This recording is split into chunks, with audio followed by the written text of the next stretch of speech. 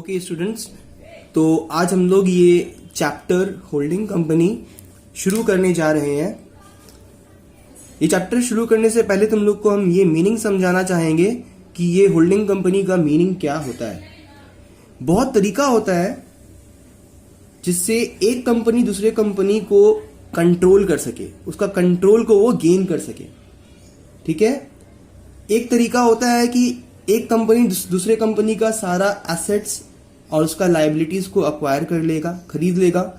इस तरह से वो उसका एसेट्स और लायबिलिटी को कंट्रोल करने लग जाएगा क्योंकि वो उसका ओनर बन गया है। इस अरेंजमेंट को हम लोग क्या कहते हैं? एब्जॉर्प्शन, जो कि एमाल्गेमेशन में हम लोग लास्ट सेमेस्टर में सीखे हैं। ठीक है, तो जैसे कि मान लो कि दो कंपनी है, एक है एक्स लिमिटेड, दूसरा है वाई लिमिटेड। अगर ये एक्स लिमिटेड वाई लिमिटेड का सारा एसेट्स और उसका लायबिलिटीज को अक्वायर कर लेता है, अगर इसका एसेट्स और लायबिलिटी को एक्स लिमिटेड अक्वायर कर लेता है, मतलब कि परचेज कर लेता है, तो क्या होता है कि एक्स लिमिटेड इसका एसेट्स और लायबिलिटी का ओनर बन जाता है। इसको हम लोग बोलते हैं कि एब्जॉर्प्शन। दूसरा तरीका है कि एक्स लिमिटेड अगर वाई लिमिटेड का 50% से ज्यादा शेयर्स, एक्स वाई लिमिटेड का मान लो कि 1000 शेयर्स था, तो 50% कितना होता है? 5000 होता है। तो 50% से ज्यादा, may be 51%, 52%। For my example I am taking, मान लेते हैं कि 800 शेयर्स जो है एक्स लिमिटेड ने परचेज कर लिया। तो उसने कितना परचेज किया भाई? 80%। होल्डिंग कंपनी का 80% शेयर्स को उसने परचेज कर लिया है। तो जब एक कंपनी दूसरे कंपनी का 50% से ज्यादा, मतलब कि मेजॉरिटी ऑफ शेयर्स खरीद लेता है ना, तो वो कंपनी बन जाता है होल्डिंग कंपनी, और जिसका शेयर्स खरीदा है वो बन जाता है सब्सिडियरी कंपनी। ओके, तो ये एक्स लिमिटेड जो है वो क्या है? एक्स लिमिटेड है होल्डिंग कंपनी। उसने किसका शेयर्स खरीदा? 50% से ज्यादा वाई लिमिटेड का, तो ये बन गया सब्सिडियरी कंपनी। तो ये चैप्टर होल्डिंग कंपनी में हम लोग ये दो टर्म के बारे में कंटिन्यूसली देखेंगे कि कौन कंपनी होल्डिंग कंपनी होता है, कौन कंपनी सब्सिडियरी कंपनी होता है। ये पहचानना बहुत जरूरी है, उसके बाद ही हम लोग सम्स को आगे कंटिन्यू कर पाएंगे।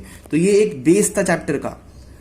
ओके, कि अगर एक कंपनी दूसरे कंपनी का 50% से ज्यादा शेयर्स, मतलब कि मेजॉरिटी ऑफ शेयर्स अगर खरीद लेता है, तो वो कंपनी होल्डिंग कंपनी कहलाता है, दूसरा कंपनी सब्सिडियरी कंपनी कहलाता है।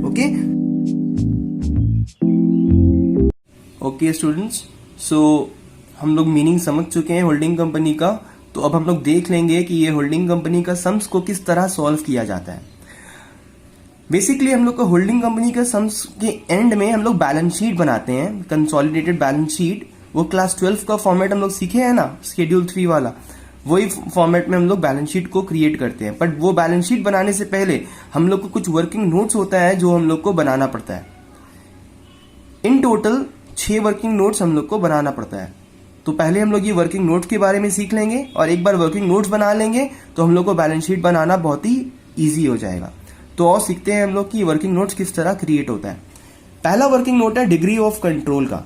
डिग्री ऑफ कंट्रोल मतलब कि जो होल्डिंग कंपनी ने सब्सिडियरी कंपनी का शेयर्स खरीदा है वो कितना खरीदा है। तो हम लोग ऊपर में क्या लिखते हैं? नंबर ऑफ शेयर्स परचेज्ड और invested by holding company. That means कि होल्डिंग कंपनी ने सब्सिडियरी कंपनी का कितना सारा शेयर्स को परचेज किया है या उस पर इन्वेस्ट किया है। तो अभी मैंने जो एग्जांपल दिया था उसमें उसने 800 शेयर्स परचेज किया था, तो ऊपर में लिख देना कि 800 शेयर्स उसने परचेज किया है, divided by total number of shares in subsidiary company. मतलब कि सब्सिडियरी कंपनी के पास टोटल शेयर्स था कितना।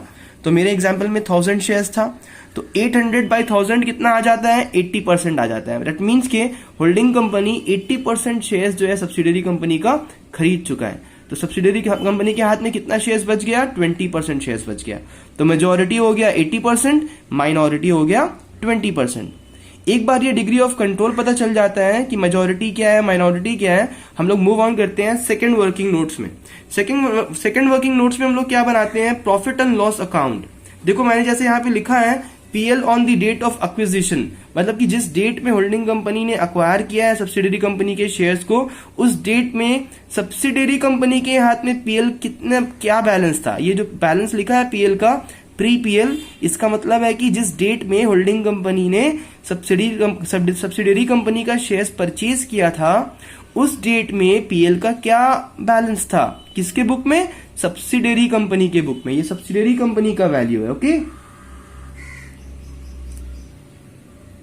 सब्सिडरी कंपनी के बुक में कितना वैल्यू था पीएल का स्टार्टिंग में, और फिर ईयर एंड में एज पर balance sheet of subsidiary company, एक बैलेंस शीट क्वेश्चन में बना हुआ रहेगा और सब्सिडरी कंपनी के बुक में कितना वैल्यू है वो दिया रहेगा बैलेंस शीट में। तो मान लेते हैं फॉर एग्जांपल 300 दिया हुआ है बैलेंस शीट में सब्सिडरी कंपनी का at the year and balance sheet में, उसको सब्ट्रैक्ट करेंगे प्री पीएल से, माइनस करने के बाद जो वैल्यू आएगा उसको हम लोग पोस्ट पीएल बोलते हैं। तो ये सम्स में प्री पीएल 100 हो गया, पोस्ट पीएल 200 हो गया। पोस्ट पीएल मींस कि ड्यूरिंग द ईयर उसने कितना पीएल में गैदर किया अमाउंट। ओके, तो शुरुआत में 100 था, ईयर के एंड में 300 हो गया, दैट मींस कि ड्यूरिंग द ईयर उसने 200 रुपीज पीएल में गैदर किया। तीसरा वर्किंग नोट्स होता है हम लोग का जनरल रिजर्व का, it is same as PL. Similarly जैसे हम लोग ने पीएल प्री पीएल लिखा था, वैसे प्री जनरल रिजर्व लिखना पड़ता है कि जिस डेट में होल्डिंग कंपनी ने सब्सिडरी कंपनी का शेयर्स को परचेज किया, इन्वेस्टमेंट किया, उस डेट में सब्सिडरी कंपनी के बुक में क्या वैल्यू था जनरल रिजर्व का। ये जो वैल्यू दिया है सब्सिडरी कंपनी का वैल्यू दिया है। फिर बैलेंस शीट तुमको दिया रहेगा ईयर एंड का, उसी साल का ईयर एंड सब्सिडरी कंपनी का वैल्यू देखना, मान लो कि 150 दिया है, तो उसको सब्ट्रैक्ट करना कि प्री जनरल रिजर्व का क्या वैल्यू था। सब्ट्रैक्ट करके जो वैल्यू आता है वो पोस्ट जनरल रिजर्व कहलाता है। तो प्री जनरल रिजर्व 50 हो गया, सॉरी 50 हो गया, और पोस्ट जनरल रिजर्व 100 हो गया। फोर्थ वर्किंग नोट हम लोग का होता है कैलकुलेशन ऑफ माइनॉरिटी इंटरेस्ट। ये बहुत ही इंटरेस्टिंग है, इसको ध्यान से देखो। इसमें हम लोग जो है 4 कॉलम बनाते हैं, पर्टिकुलर्स का, टोटल, मेजॉरिटी एंड माइनॉरिटी। जैसे कि मेजॉरिटी हम लोग का 80% एंड 20% आया था ना, तो जो भी परसेंटेज रहेगा 80 एंड 20 वो हम लोग लिख लेते हैं। तो ये जो एग्जाम्पल लिए थे इसमें 80 मेजॉरिटी था, 20% माइनॉरिटी था। ओके, तो ये पहला जो है कैपिटल प्रॉफिट वो है प्री रिजर्व। प्री रिजर्व मतलब कि ये वाला वैल्यू जो प्री जनरल रिजर्व का वैल्यू था उसको हम लोग यहाँ पे पुट कर देंगे। फिर प्री पीएल मतलब कि प्री पीएल का जो तुम्हारा वैल्यू था उसको हम लोग यहाँ पे पुट कर देंगे।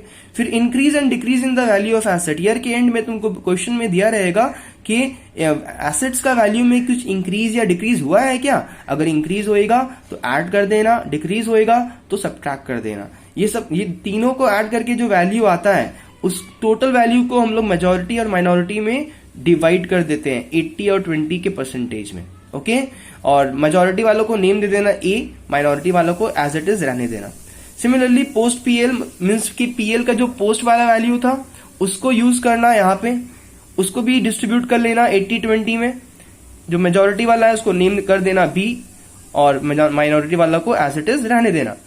फिर share capital of subsidiary post reserve, reserve का जो पोस्ट रिजर्व वाला वैल्यू था उसे भी लिख कर डिस्ट्रीब्यूट कर देना मेजॉरिटी और माइनॉरिटी में उसके परसेंटेज के बेसिस में। और सिमिलरली बैलेंस शीट में तुमको सब्सिडरी कंपनी का शेयर कैपिटल का वैल्यू दिया रहेगा, उस वैल्यू को टोटल यहां लिख कर उसको भी डिवाइड कर देना, डिस्ट्रीब्यूट कर देना 80 और 20 में, मेजॉरिटी और माइनॉरिटी में। अब जो मेजॉरिटी वाला वैल्यू तुमने लिखा है उसको नेम कर लेना ABCD। इस वैल्यू का यूज हम लोग नेक्स्ट वर्किंग नोट में करेंगे, इसको याद रखना। और माइनॉरिटी वैल्यू जो वैल्यूज आया है उसको टोटल करके जो वैल्यू आ जाएगा वही हमारा बन जाएगा माइनॉरिटी इंटरेस्ट, जिसके लिए हम लोग वर्क ऑन कर रहे थे। Okay students, working note number 5 में हम लोग कैलकुलेट करते हैं कैपिटल रिजर्व और गुडविल। मीन्स या तो कैपिटल रिजर्व आंसर आएगा या तो गुडविल आंसर आएगा।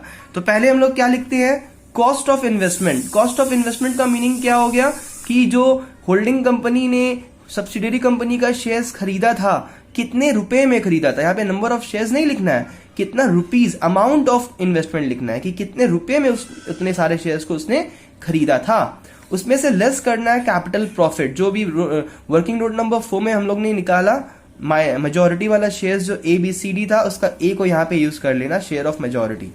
Similarly face value of share capital similar हम लोग ने वर्किंग नोट नंबर 4 में देखा है, जो डी आया था उसको यहाँ पे यूज कर लेना। थर्ड है डिविडेंड। ये डिविडेंड क्वेश्चन में तुमको दिया रहेगा, उसको हम लोग कैलकुलेट करके निकालते हैं। जब हम लोग सम्स करेंगे तो सीखेंगे कि डिविडेंड किस तरह निकलते हैं और किसके ऊपर निकलता है।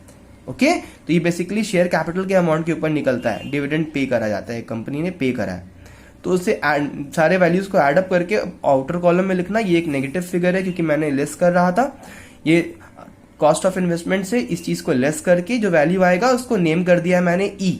अब ये ई अगर पॉजिटिव आता है तो वो हमारा गुडविल है। ये वैल्यू जो है बैलेंस शीट, जब हम लोग कंसोलिडेटेड बैलेंस शीट क्रिएट करेंगे उसमें यूज करेंगे। और अगर ये वैल्यू नेगेटिव आता है तो ये कैपिटल रिजर्व है, तो ये कौन सा हेडिंग में आता है बैलेंस शीट का? Reserve and surplus. Remember, balance sheet का हेडिंग होता है इक्विटी एंड लायबिलिटी, पहला हेडिंग होता है शेयर होल्डर्स फंड, इसके बाद हेडिंग होता है reserve and surplus. Reserve and surplus के अंदर ये आ जाता है और ये गुडविल कहाँ जाता है? इनटैंजिबल एसेट्स के अंदर। Remember, okay. Last working note हमारा होता है वर्किंग नोट नंबर 6। देखो स्टूडेंट्स, इसमें वर्किंग नोट से इंपॉर्टेंट है। ये 6 वर्किंग नोट अगर तुमने बना लिया तो उसके बाद कंसोलिडेटेड बैलेंस शीट बनाना बहुत इजी हो जाएगा, बिकॉज बैलेंस शीट तो हम लोग क्लास 11 से बनाते आ रहे हैं।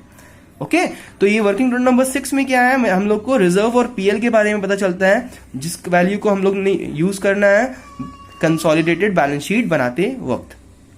तो यहां पे पहला चीज है होल्डिंग कंपनी का बैलेंस लिखना पड़ता है, रिजर्व एंड पीएल का, जो कि बैलेंस शीट में दिया हुआ है। दैट मीन्स कि जो क्वेश्चन में तुमको बैलेंस शीट दिया रहेगा ईयर एंड का, उसमें से जो होल्डिंग कंपनी का बैलेंस होगा, सब्सिडियरी कंपनी का बैलेंस तो हम लोग पहले ही यूज कर चुके हैं note number 1 and note number 2 में, रिजर्व एंड पीएल का। अब हम लोग होल्डिंग कंपनी का बैलेंस को यहाँ पे यूज कर रहे हैं, रिजर्व यहाँ पे, पीएल यहाँ पे। फिर हम लोग को ऐड करना है share of post acquisition profit and reserve. That means कि नोट नंबर 1 एंड 2 से जो हम लोगों को जो नोट नंबर 4 से हम लोग को बी एंड सी जो मिला था उसको यूज कर लेना है। पीएल का वैल्यू को यहाँ पुट कर लेना है, रिजर्व का वैल्यू को यहाँ पे पुट कर लेना है। बस रिजर्व का काम ओवर हो चुका है, ये दोनों वैल्यू यूज कर लेना तो रिजर्व का टोटल अमाउंट आ जाएगा। पर पीएल के लिए हम लोग को 2 चीज और चाहिए। पहला है डिविडेंड, जो डिविडेंड हम लोगों ने यहाँ पे निकाला था उसी का डबल एंट्री यहाँ पे हो जाता है डायरेक्टली। और दूसरा चीज है अनरियलाइज प्रॉफिट। ये अनरियलाइज प्रॉफिट क्या है?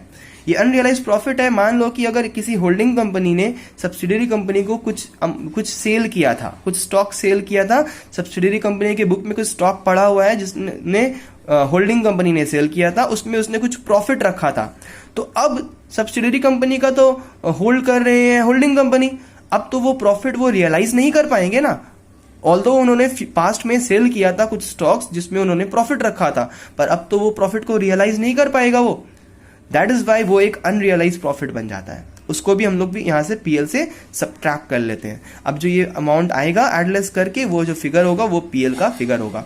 ये पीएल का फिगर को हम लोग यूज करेंगे कंसोलिडेटेड बैलेंस शीट बनाते वक्त। ओके, तो ये 6 वर्किंग नोट्स बनाने के बाद हम लोग बैलेंस शीट बनाते हैं।